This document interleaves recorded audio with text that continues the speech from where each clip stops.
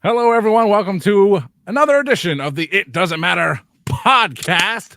And we've got myself, John, a.k.a. Strap Facts. And we've got...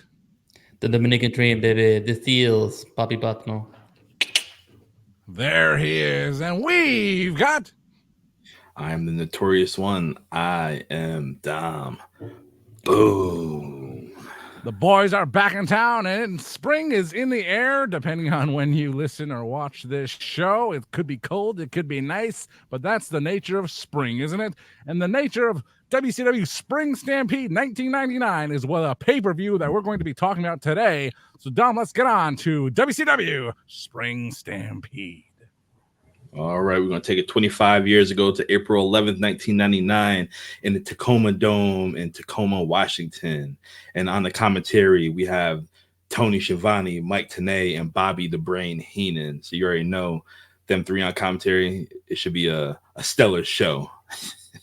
Definitely. So we going to kick off the show with cruising for the Cruiserweight Championship. Well, actually, no, number one contendership for the Cruiserweight Championship. We have Juventud Guerrera taking on Blitzkrieg. John, who the hell is Blitzkrieg? I don't know who the hell Blitzkrieg is, but Blitzkrieg is a guy in WCW. He's actually he was around for a very short time. He'd actually retire at the end of that year at the ripe old age of 34, 35. He was not around in WCW very long, so he's just kind of a guy that came, went, and stayed there.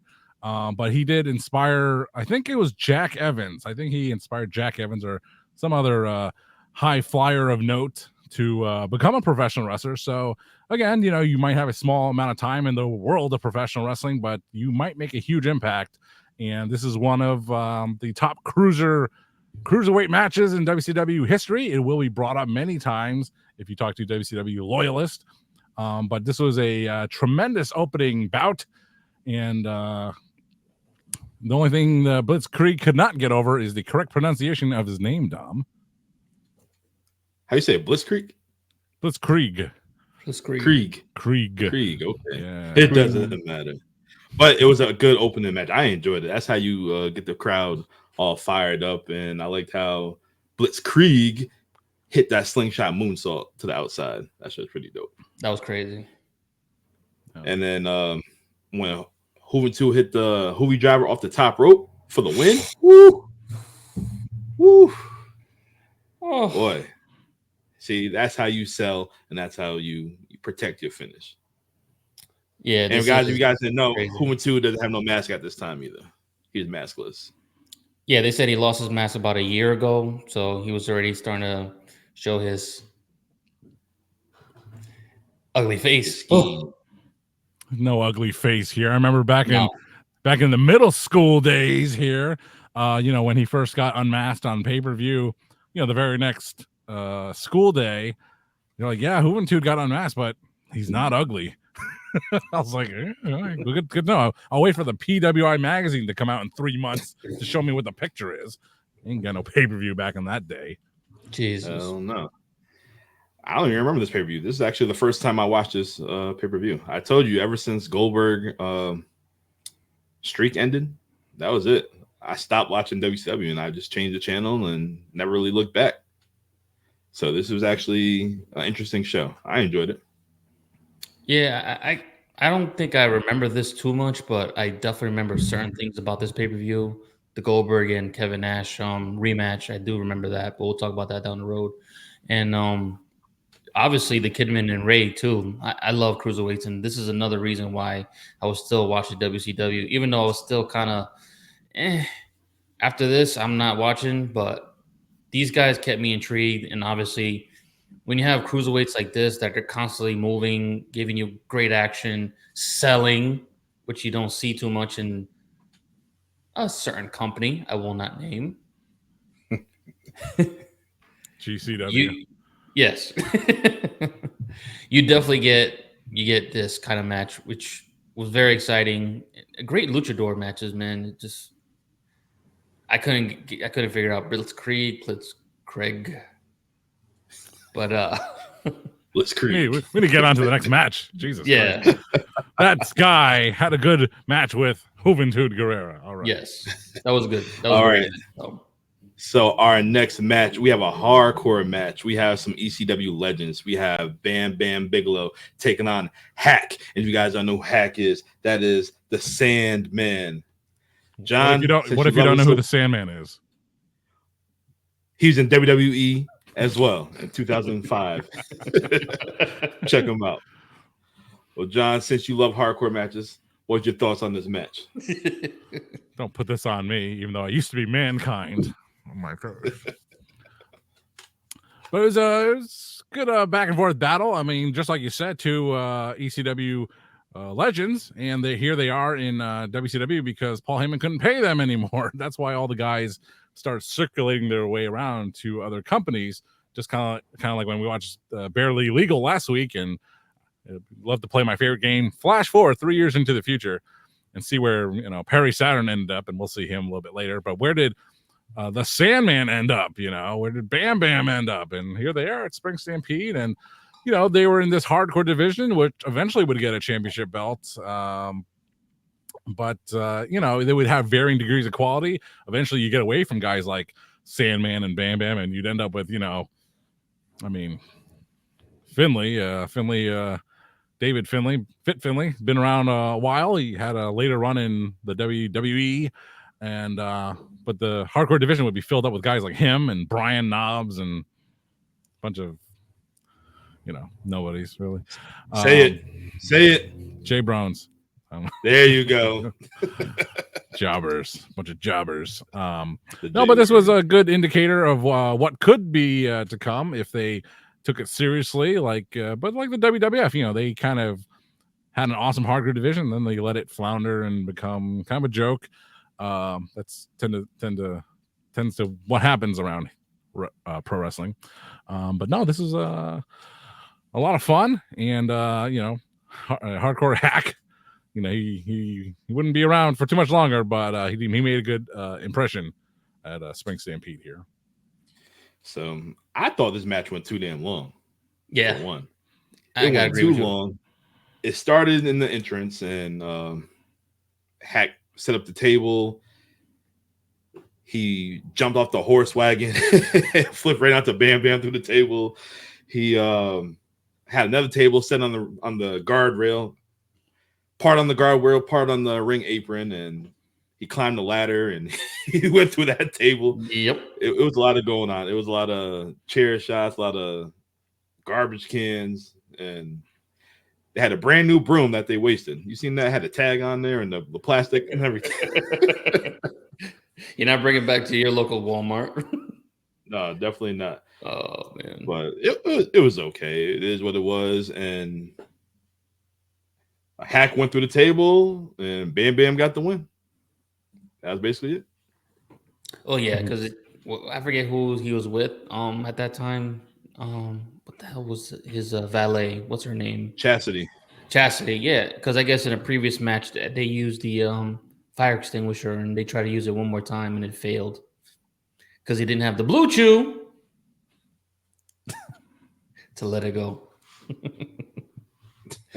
No, but in all seriousness, that match was just, like you said, way too long. I thought it should have been over after just the first dive. I was like, oh, I'm good. That's more than enough for me.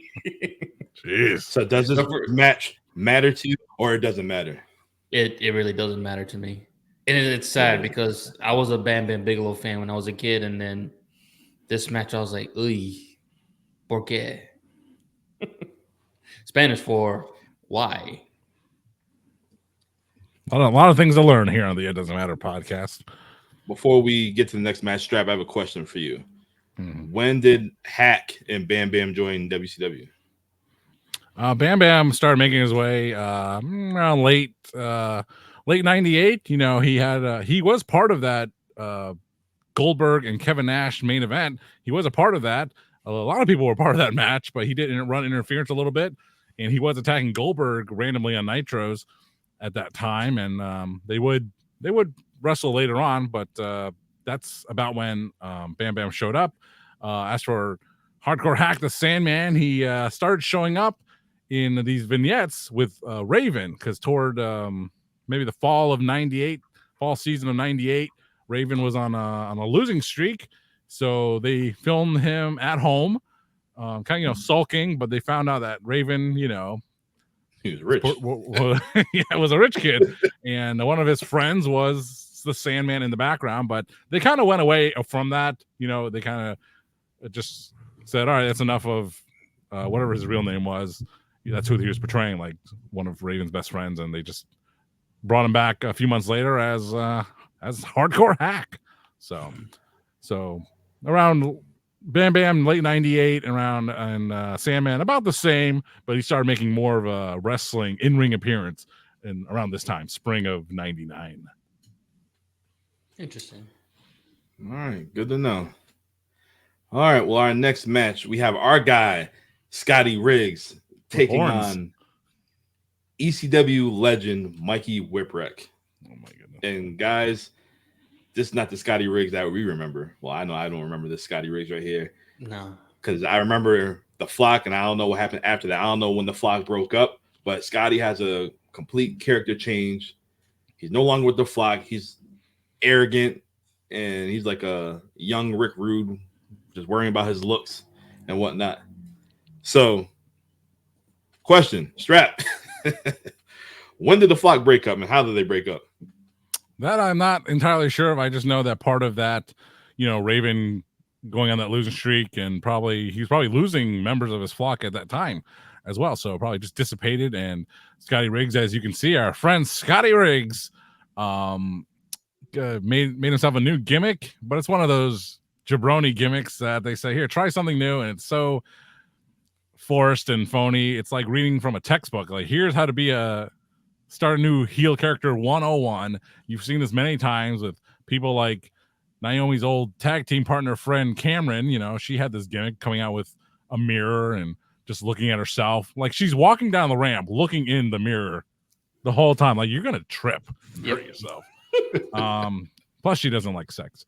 And even Roxy from NXT, the new for the second time probably women's NXT women's champion, she made an appearance on the Raw after WrestleMania, and there she is. I mean, like, yeah, I understand, I totally get it, and God bless her, good luck to you, but you're a great babyface, you're a great sweetheart character, and it's kind of like, hey, that's what NXT is about.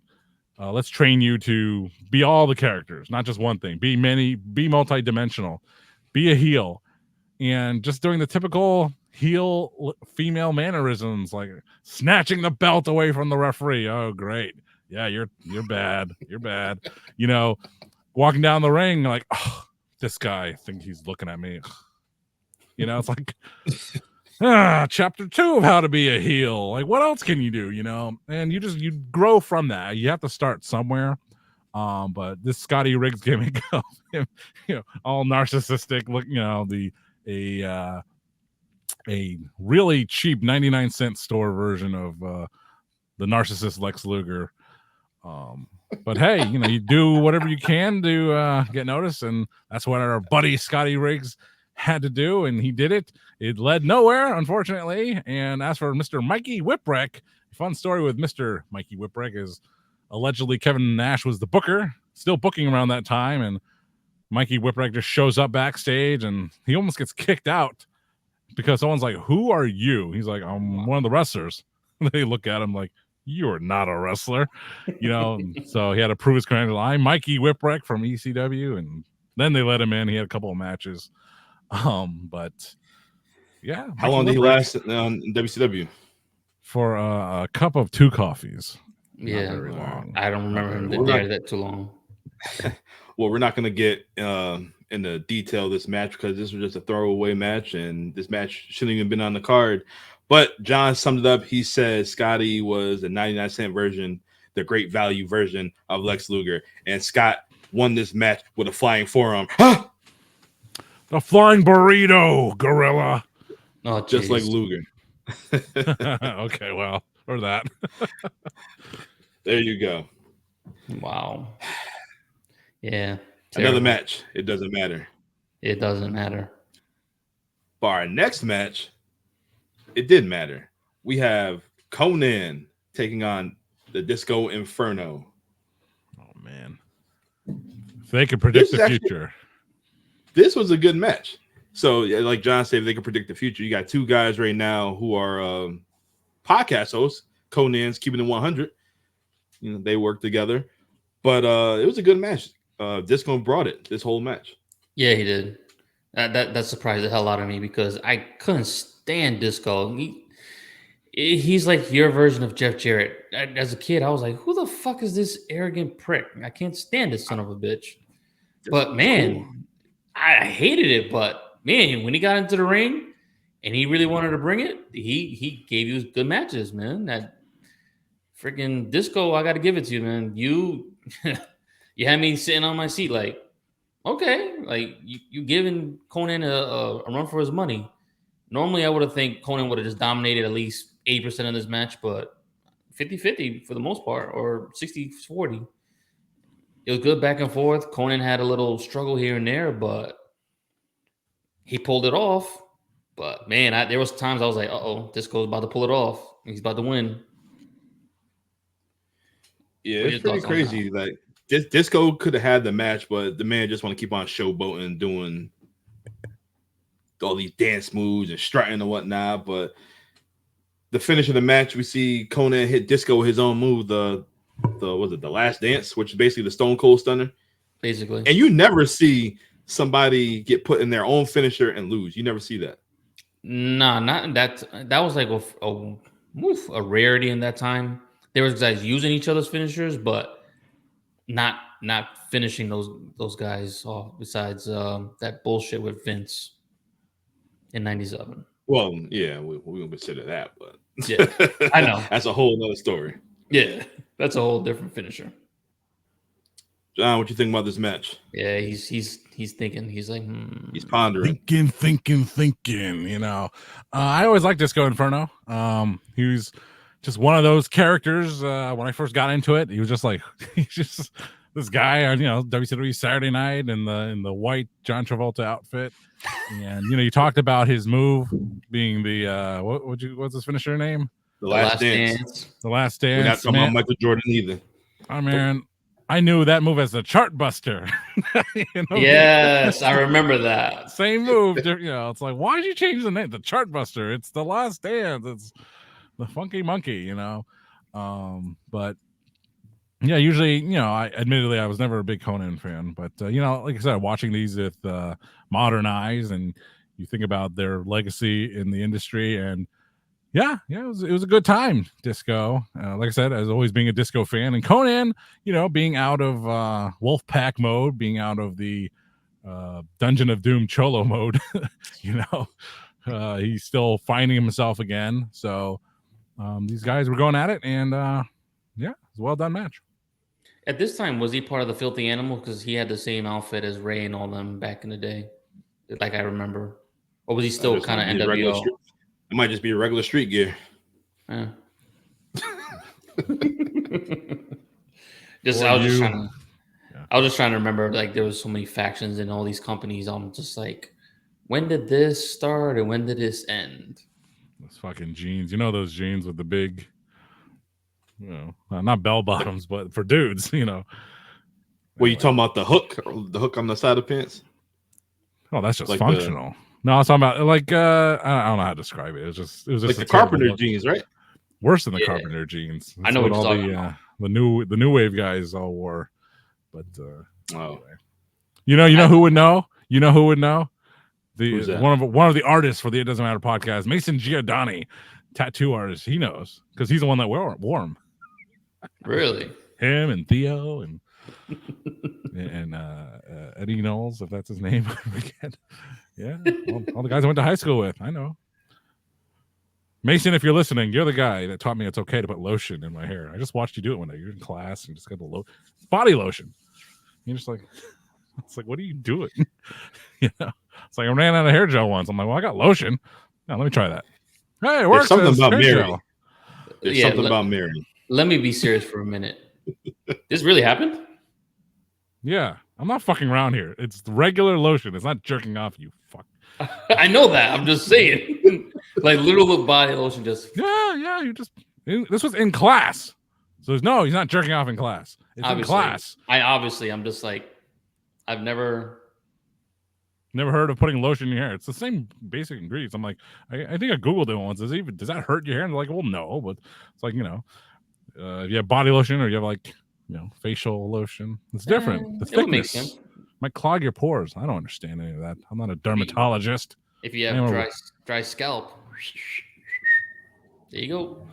Yeah. So anyway, if you're in a pinch, use body lotion as hair gel. Make sure it's Jergens. That's why Disco got that good hair. Look at that hair. So Disco's got great hair. Yeah, he does. I can't even deny that. Fucker. Still silky. All right. Well, our next match, we want to talk about hair. We have Billy Kidman, one half of the tag champions, taking on his tag team partner, Rey Mysterio, who's also a title holder as well. He's the cruiserweight champion. And these guys are having a classic bout for the cruiserweight championship. I don't have a graphic for this one, but you know what it is. The reason why I don't have a graphic is because if y'all never seen Rey Mysterio's face, go watch Peacock. Go check it out. What a nice guy. You ain't got to look far. Just look at Dominic Mysterio. Literally the same face, just a little bit taller. That's what I was thinking. I'm like, oh, what's Dom doing? Oh, never mind. Sure. No, but this was a constant battle between these two, Kidman and Rey Mysterio, and their careers would be tied forever until Kidman retired. And who would think that Rey Mysterio would still be wrestling today? 25 years later. That is this was reflective of Friday Night SmackDown and the main event. There was Rey Mysterio, AJ Styles, and Kevin Owens. And I was going to remark about this using the little factoids that I always do. AJ Styles and Rey Mysterio, WCW originals. They were both still wrestling there in 2001. WCW originals. Kevin Owens, probably still in high school at the time. So imagine him being in the ring with these two guys. That's just crazy. They all had major feuds with Chris Jericho. That's another fun one. But I'll stop there. But man, these guys have been around a very long time. But yeah, these guys were the tag team champions, I think. And all three of them had a run in Ring of Honor. Well, yes. Well, no. Very little. Not Ray. Huh? No, Ray was never there. No, but however, they have all teamed with the Young Bucks. So yes, that's what you meant. They've all teamed with those guys, Matt and Nick. Guys, Young Bucks. That's right. They didn't do anything wrong. Just as I mentioned, on SmackDown, that three-way match, with Kevin Owens, Rey Mysterio, and AJ Styles, you got to imagine what the hell's going through Kevin Owens' head, looking at these two icons of professional wrestling, these WCW originals, and they all have something in common. They've all teamed with the Young Bucks in big match fashion. So, anyway, that's just a crazy recollection, but we're still talking about Kidman and Rey Mysterio going at it, and these two would always have a banger, if you will. So, they were the storyline going is that they were the tag team champs, I think, and that was just another wrench in the plans. And it was a fun little match. Yeah, that match was going back and forth. I could not believe how long that shit went. Normally, with the Rey Mysterio match back in those days, you get maybe like 10 minutes. That match went almost 15 to 20. And it told a hell of a match. It was actually better than, I guess, the one that Ray had won the first time. But man, it's just oof. There was times I thought Kidman was not gonna pull it off. He had some times where he did. Normally, Ray doesn't dominate matches like that. He had a lot of that match. Normally, it's that David Goliath, and he's normally fighting from underneath, but Kidman was the one fighting underneath, which was actually a good story to tell. I didn't expect to see that. But Rey Mysterio pulled it off again, man. That's why he's one of the GOATs. What a great match, man. This was a phenomenal match. If you guys ever want to see Rey Mysterio get pissed off, He's outside. He gets thrown into the barricade, but he like flips up and does like a head scissors on the Kidman. And then as he was coming down, he smacked his head on the stairs. Oh yeah, I saw that. Get pissed off. I'd That be out. He's pissed off. He's kicking the stairs, but he got up and he just continued to work. Hey, that's why it's called high risk. Yeah, it is high risk. Yeah, it was a good ass match. It was. You can't go wrong with it. No. But Ray got the win with the top rope hurricanrana, and you know, both guys were over, nonstop action. And for people listening to this, go watch this match. It does matter. It does matter. It really does. So our next match, we have Raven and Perry Saturn taking on Chris Benoit and Dean Malenko of the Four Horsemen with Arn Anderson in the corner. And the first thing when I heard this, Raven had his WWF music. I'm not sure if y'all peeped that. I saw that. Back in WCW, he didn't have any music. No. Not that I can recall. No, he did. No, he did have that Raven thing. I forget what it was. I forget. It was He's so got that Raven thing. That's so Raven. No, many WCW theme songs, they were all too close knockoffs of actual songs. I mean, AEW / Ring of Honor does that now. They do a decent job of making it just legal enough. But WCW, whoever's in charge, Jimmy Hart, whoever that may have been, they made covers of songs that were way too close to the original. And I think a big corporation like AOL Turner was like, no, we're not going to have that. And even when WWE bought the rights, they would change a lot of the music, and they used to be pretty spotty about it, but they've done a great job. Some of it you won't even notice, like, and it's great. But so for someone like me who does remember Raven's WCW theme, it was a Nirvana knockoff, and then they input his WCW one, and it's just bizarre. But that's not the point of the match. That's just one thing about it. But yeah, Raven and Perry Saturn team up together. Didn't they hate each other, right? Yeah. But so basically, yeah, Saturn was never in the flock. He was just Raven's friend. He was just sitting at ringside with Raven. Raven had that trust fund, just like you said. He was rich, and you know he had no friends, so he wanted to fit in. And at that time, that's when the whole grunge thing was taking off. So we have these two. Saturn had the green and yellow, the Whaler contacts in his eyes, and he had like some long ass skirt, dress, whatever you want to call it. And guys, this was a fight. These guys were throwing blows the whole damn match. And I never seen like Raven be a babyface. Like he's playing up to the crowd and whatnot. It was dope to see. Well, not Raven. Perry was the reason why the flock was gone anyway. They explained it in the commentary. But yeah, like you said, Perry was fucking Perry and Raven. I don't really remember Raven being a babyface like that either. He was more of a heel where he just stand in the corner and just dead. While I was watching this match, I was thinking, I wish fantasy warfare right here for me. Raven, when he was at his peak of the flock and you know the ECW, going against Bray Wyatt. Imagine the promos on that.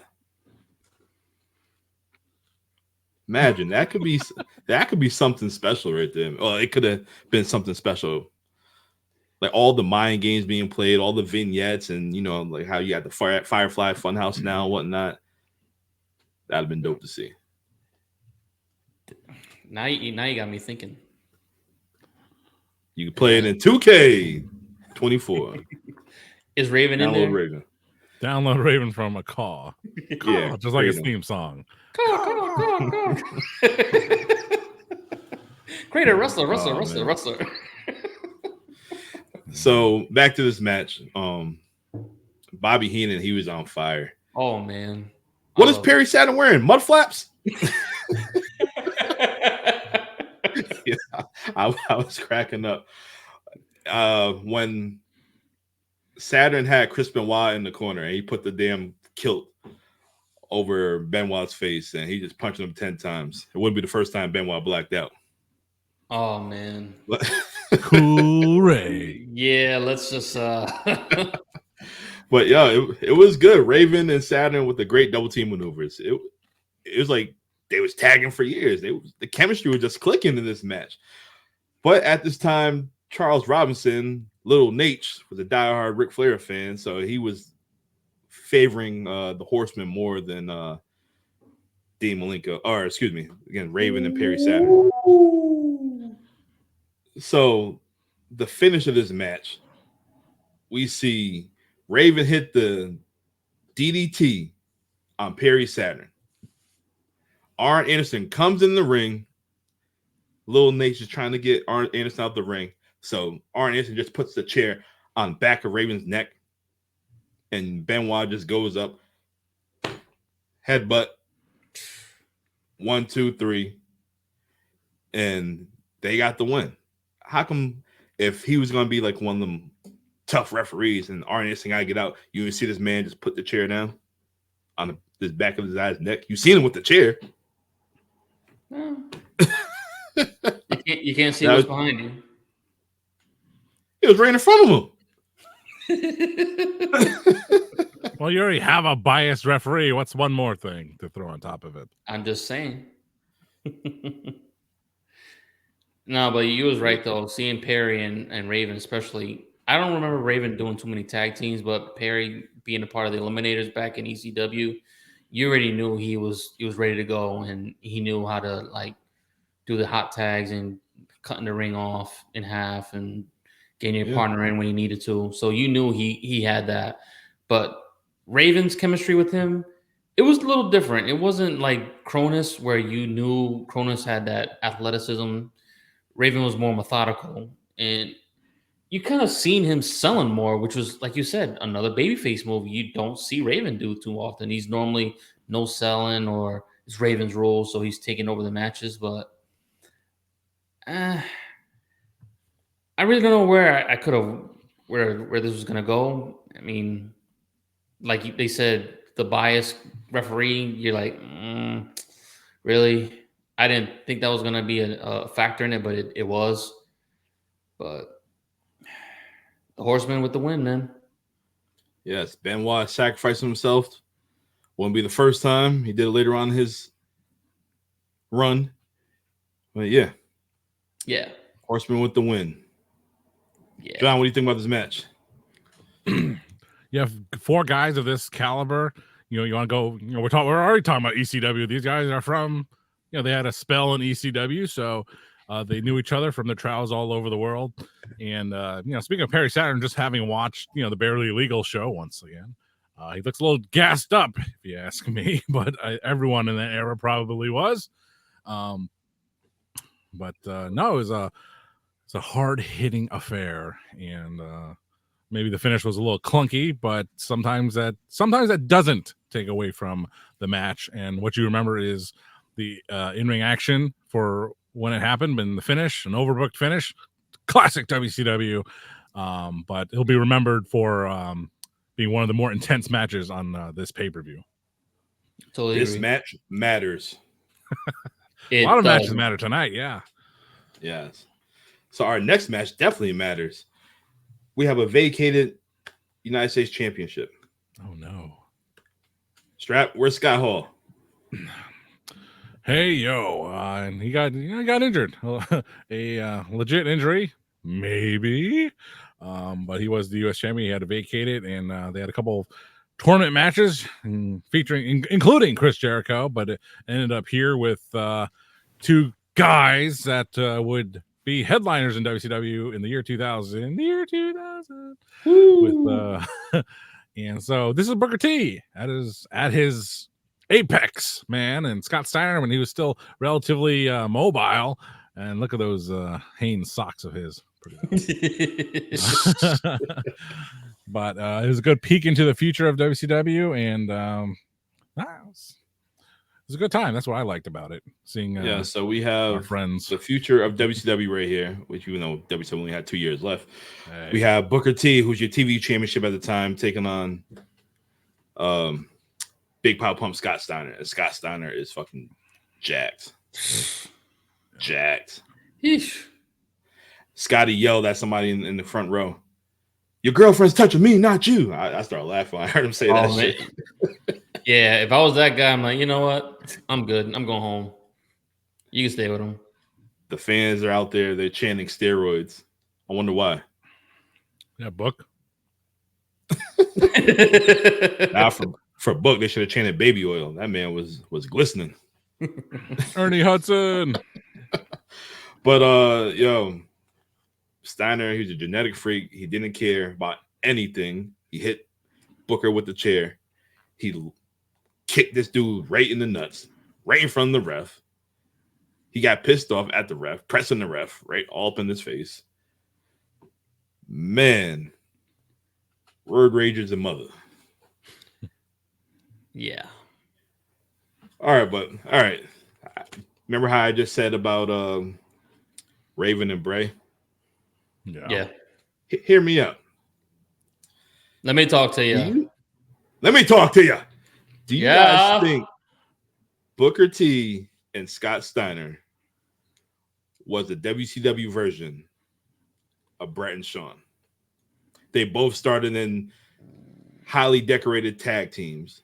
Okay. They both broke out to be the best, and they both had similar careers. They both parallel. They both were TV champions. They both United States champions. They both was the heavyweight champions, and well, they're both Hall of Famers now, and their career just kept going back and forth. Like I said, John said, what, 2000, was it 2000? They basically just, busted the chains and became like the heavyweight champion. Like it was that new era. Basically how Vince seen Brett and Shawn. You got your two guys right here. Like if you want to start from scratch, you build from these two guys.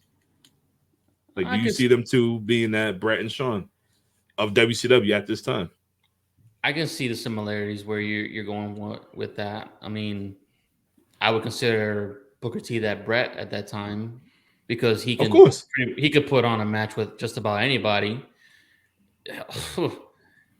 All his matches were great, whether it was a tag, whether it was singles.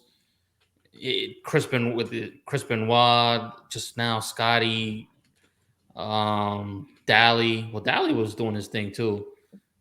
I don't remember if Booker T ever went against Goldberg, but I don't think that would have made sense at that time.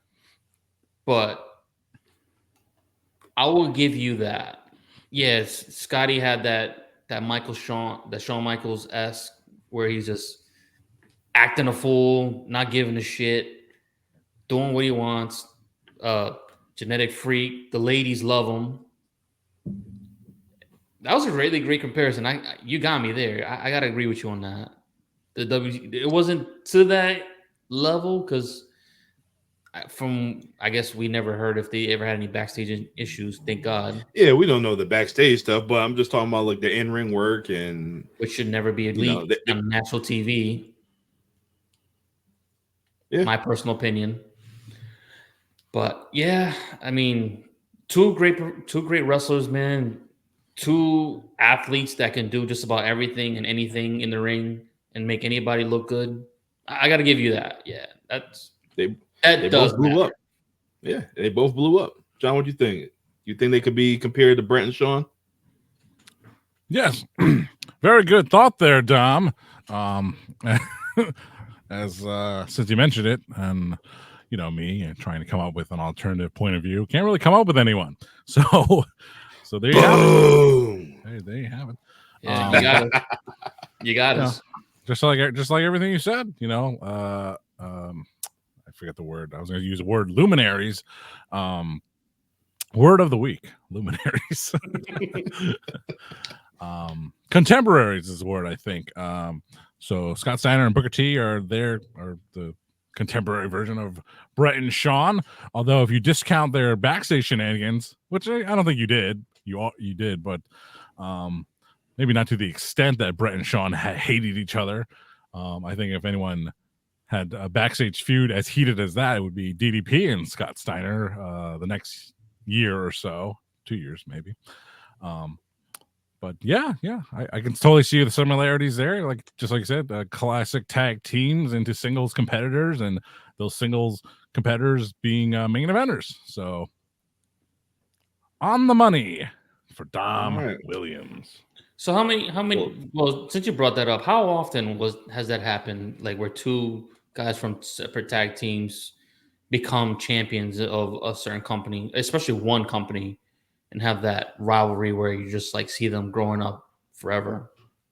Well, until they can or can't.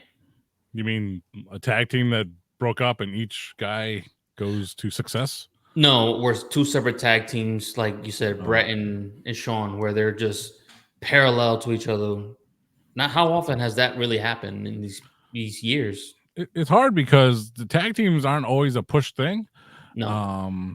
And you can think of any of the great tag teams throughout, more since the 80s. And how many of them have split up to become great single success? Not the Road Warriors. I have one for you. I can think of right now. Hardys and Edge and Christian. Well, WWE version. I wasn't thinking about the Hardys, but they did have their time. But Edge and Christian, yeah, for sure. The Dudley Boys, for sure. But I'm saying they're in the same company at the same time. Oh, all right. The Shield. But that's all their own group within themselves. Well, they're not going against another tag team where one guy's the heavyweight. No, I'd say the Shield and the Wyatts, but it's only Bray Wyatt. So Wyatts don't count. It'd just be the Shield. Roman and Seth. They got the same start in WWE, NXT, WWE, worked their way up, and it's parallel. That's more of a Brett. I mean, that's more of a Sean and Marty thing, but neither one of them was Marty. Well, let's say to a lesser version, Seth was Marty. How about factions? Nation of Domination and DX, Triple H, and The Rock. But they were not really a tag team for their factions, so yeah, but doesn't count. They were champions of the company at the same time, basically. It's very difficult. Yeah, it doesn't work. The closest thing I would say would be Edge and Jeff Hardy, because two separate tag teams, they both coming up around the same time. Jeff always had that charisma where everyone's like, that's going to be our guy. But then Edge was already that he was there. Jeff just had his issues, which unfortunately pushed him from that title, even though Taker did put him on that map. And my favorite call of all time for me is, come on, grab that title, Jeff. Make yourself famous. Oh my God. I just got chills just hearing that again. Dom, I got to give you that, man. Compared to two guys like that, you couldn't have gotten any better. Was Scotty and Book. All right. We got to put that on the debate, man. If you listen to the It Doesn't Matter podcast and you like some of the shit we say, what's your thoughts on that? Come on, followers, let us know. Dante, let me know. Yeah, let us know. Is this the closest thing to Brett and Sean from back in the day for WCW? It'll be out there. All right, back to this match. Scott, being the vicious Scott Steiner he is, he hit Booker with a foreign object, knocked him out, and he gets the win. Scotty is your new United States champion. He was bullying that ref the whole fucking time. That's why he was. When he said, "You're gonna DQ me," I'll fuck. Well, you know what he was gonna say. Even the commentator's like, "Hey, go ring the bell. You DQ'd." Nah, I won't make it back. So I remember what was it back in the day? We did a few WCW shows, and like it was a struggle to watch like the first hour or so. But yeah, this whole show has been so good so far. It was. Got a little bit of everything and a little bit of something for everybody. But our next match, we have a rematch between Kevin Nash and Bill Goldberg. Kevin Nash comes down to the ring with Lex Luger and Miss Elizabeth. And guys, it's the rematch from when Goldberg lost his streak. And Nash brought it out to Goldberg. He brought it to him. But Goldberg, being Goldberg, he hyped up. He go for a spear, and I've never seen Kevin Nash do a leapfrog. I've never seen that. That was a sight to see, seeing somebody almost 7 foot tall jump over somebody. It wasn't much hard to do, but just the perfect timing. It was clean that Goldberg missed and speared the hell out the referee. Yo, the referee took that bump legit. The way he Hell yeah, he did. I was like, Hell yeah. And then Luger gonna try and interfere and hit Goldberg with the chair. Can we not talk about that chair shot? Well, we have to anyway. He held the chair wrong. He held it upside down. Hit him in the back. I'm like, what are you, Lex? I love you, man. You're you're a Hall of Famer in my book, but that was oof. Dummy. Yeah. Goldberg sounds like something our friend would do, Psycho Sid, but not this time. Hey, we're working on that. We're trying to get that. Yeah, so Goldberg take Luger out, then he hits a spear, a jackhammer, and Goldberg wins. Typical Goldberg match. It was good though. Yo, man. Got right to the point. The crowd, holy shit, man. There's only a few guys that can have the crowd that crazy with certain moves. It's simple. He doesn't do a lot, but what he does makes sense for what it is, and the crowd loves it. And you don't need to go away from that. If you know what the crowd likes, everyone says John Cena's 5 moves to doom. Okay, a lot of guys had it. Hogan had his moves: big boot, leg drop, 1, 2, 3, or the no. Come on now. If you got certain moves that you just got to break out 1, 2, 3, break them out. Fuck it. You're going to get the crowd happy. Give them what they want. John, what you think? Yep. It does matter. It does matter. No, I'm asking John because I know John's kind of like us where he likes those technical matches. He wants a little finesse. What the hell was that? Goldberg just speared somebody else. Listen, okay, so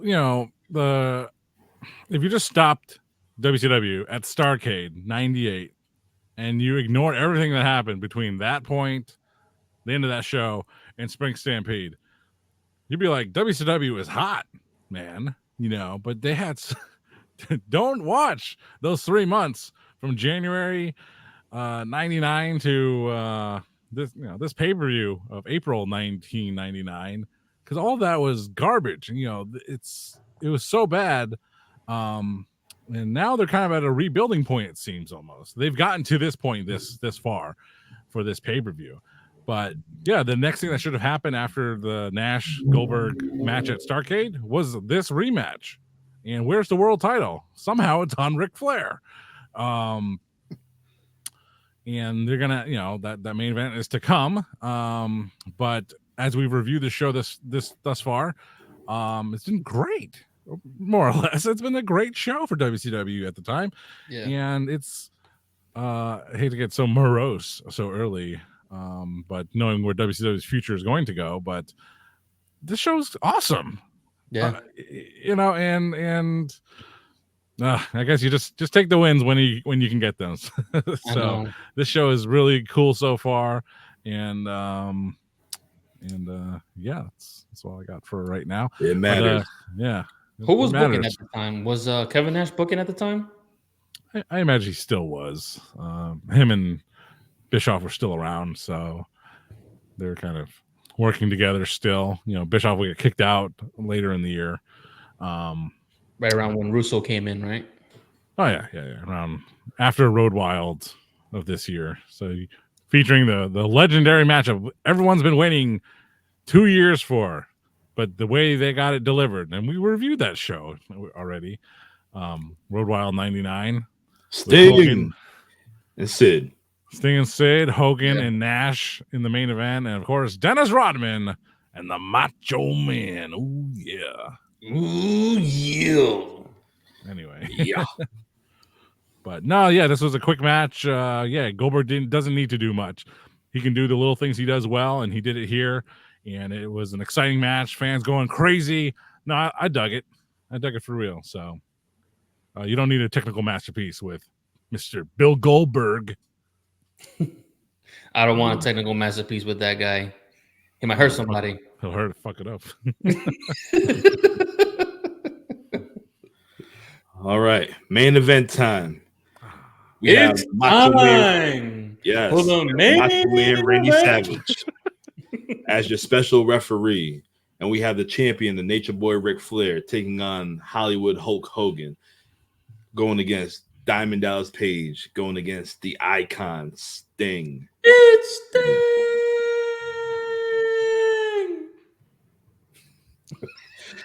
So it's a I think it's four-way done now. dance.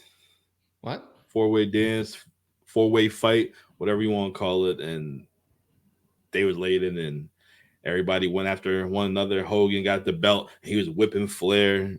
Sting hitting DDP with the Stinger Splash in the corner. Flair having Hogan in the figure four and on the ring apron too. I guess you've been watching a little Bret Hart action. And Hogan's knee was all messed up. That a trainer came running down, and That was actually Dally.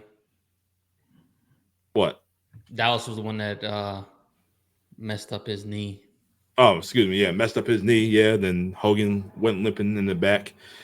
Bischoff helped him out as well. Well, you know why? Because I don't do no jobs, brother. He wasn't going to take the pin. No, he wasn't gonna. We know that. Yeah. All right. Let's see. So Hogan's out. So now we have a three-way dance triple threat match between DDP, Ric Flair, and Sting. And DDP, he played it. He played it smart. He played it cool. He just stayed in the corner and let these dudes do all the work. Very smart. Flair and Sting, they taking it back. Sting getting chopped and ended up with the figure four. But Savage broke the figure four when Sting hit the ropes. And then for some reason, Savage just pulled Ric Flair into the middle of the ring while he's still connected to the figure four, got on the top rope, dropped that elbow right on Ric Flair. DDP, he gets up, takes advantage of it, hits a diamond cutter, and, you know, he is your new champion for the first time. There you go. That is crazy. See, he's not even sure. And we discussed this on our DDP episode live from Hot Rods Cafe. That's no longer in New London, but yeah. Oh, DDP is your new champ. that's right. I think he was what 39, 40 years old at this time, something like that. Just Nothing wrong with that. Yeah. No, I'm just saying. He started the business late and he did it. He became champ. Mm-hmm. And Did he deserve to be world champion at this point in time? Honestly, I figured the way how hot he was in 97, I thought he should have got the strap around that time. But then again, there you go, Abel, another one. Goldberg and DDP. I honestly, I said, well, I think we reviewed. Did we review that match? Was it Halloween Havoc 98? Was it 98 or 97? 98. Yeah, it was 98. I said Dally should have won that. He should have been the guy to end the streak. He was so over. He really was our people's champion. I know The Rock had his own thing in WWE, but I was watching WCW at the time, and Dallas was the guy I was backing. I was like, okay, this is the guy. He worked his way up. He sacrificed. He crawled. He started from the bottom, and he's here. Literally, he's here. And I mean, granted, Goldberg was on a momentum that you could not stop. That runaway freight train was no way you're gonna stop that. But man, if you was gonna give the title to somebody after Goldberg was just running through everybody, that would have been the perfect guy. I know the way they did it with Kevin Nash, it was a weird way to get him back to where we're at right now. But honestly, I would have kept the belt on Goldberg and then maybe made Dallas win the title here. This would have been perfect. But fantasy booking. You can't rewrite history. You just can only tell the stories by the victors. John. It's something Ric Flair said. He thinks DDP should have never won the world title. He never deserved it. He wasn't world title material. I do disagree. But at the same time, at the time DDP won it, he was not as over as the previous 2 years. It was more like I don't want to say gold watch, but it was a gold watch 2 years after you retired. Something like that, like kind of like when Booker T won the world title in WWE in 2006. Man, he was hot in 02, 03. He was hot then, and then he had a heel turn in 04. He could have won it there, but no, they kept. They finally gave it to him in 06. By that time, and he was a heel.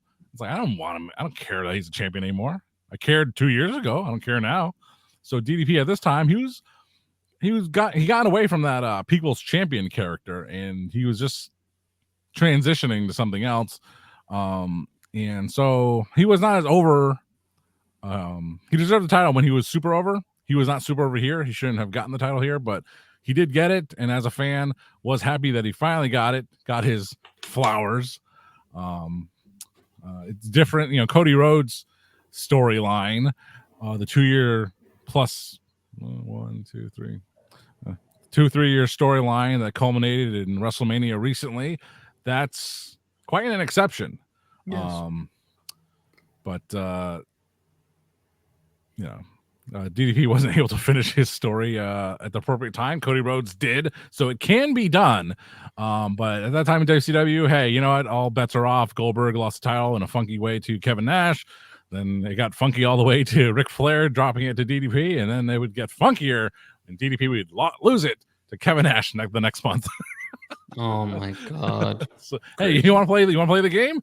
Let's play the game. Let's see. World title history, WCW 1999. I feel like we did this before. Yes, we did. But let's hear it because the Dominican Dream needs to hear this because I booked it. No, I did not book the show, but I want to hear it because I think I'm going to be wrong. But anyway, Kevin Nash enters the year. We're talking about the January 4th, right? It's the Tokyo Dome. No, just kidding. That'd be 5 stars. Kevin Nash enters WCW 1999 as the World Heavyweight Champion. Finger poke of doom. Hogan wins the championship. He drops it to the Nature Boy Ric Flair sometime. I think they might have swapped it back and forth, but in the end, Ric Flair had it, and he dropped it to DDP here at Spring Stampede. DDP would drop it to Kevin Nash the very next month at Slamboree, and then excuse me, Kevin Nash would I think lose it to the Macho Man, and the Macho Man would hold it for one night when he lost it to Hollywood Hogan. Yep, the return of Hollywood Hogan after he got written out of storyline that this very Spring Stampede, and Hogan would. Hogan would hold it until Fall Brawl 99, dropping it to Sting, who turned heel on him, and then I believe I think the title was held up. We covered that show. It was the Halloween Havoc 99. Yeah, so Sting was stripped of the title after losing an unsanctioned match against Goldberg and attacking referee Charles Robinson at Halloween Havoc. Oh my goodness. Then led to that Mayhem show.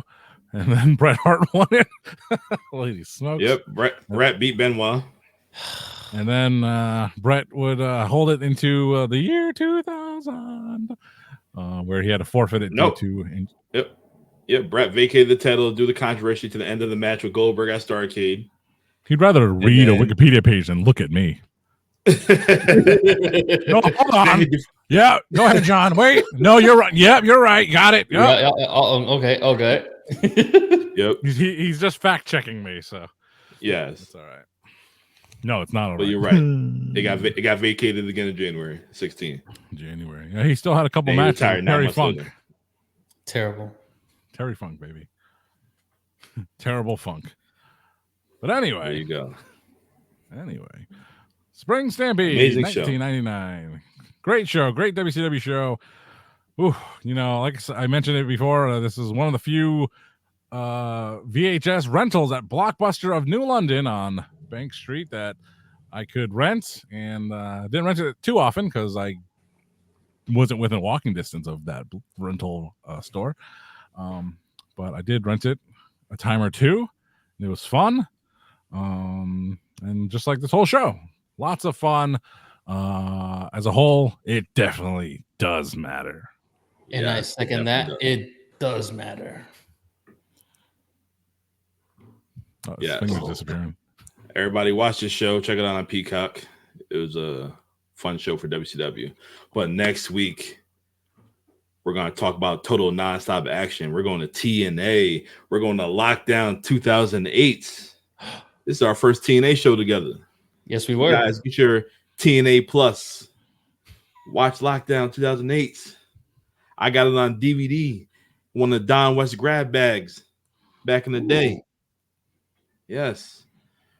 In the main event, we have title versus career. We have Samoa Joe taking on Kurt Angle. Ooh. We have Booker T going against Robert Roode. We have Gail Kim and ODB going against Awesome Kong and Rashida. John, who the hell's Rashida? Rashida. Rashida Saeed.